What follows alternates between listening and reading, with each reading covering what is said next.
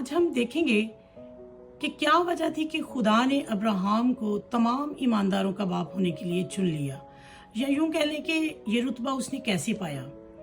तो बाइबल मुकद्दस हमें फरमाती है कि इस रुतबा को पाने की बड़ी वजह अब्राहम का ईमान और उसकी ताबेदारी थी। पैदाइश 12 बाब और उसकी पहली 3 आयात के मुताबिक जैसे ही खुदा ने अब्राहम से बात की कि मैं तुझे कौमों का बाप बनाऊंगा, तू अपने बाप के घर और अपने नातेदारों को छोड़कर उस मुल्क को चला जा जो मैं तुझे दिखाऊंगा, तो उसने खुदा के कहने पर फौरन अमल किया।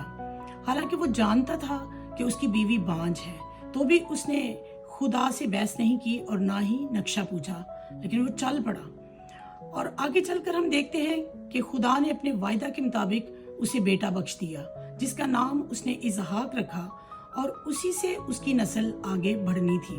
और खुदा ने अब्राहम को कहा कि अपने बेटे को कुर्बान कर दे, तो उसने खुदा के कहने पर इस बात पर भी फौरन ओके कर दिया। तो मेरे अजीजों, ये अब्राहम के ईमान का और उसकी ताबेदारी का लेवल था।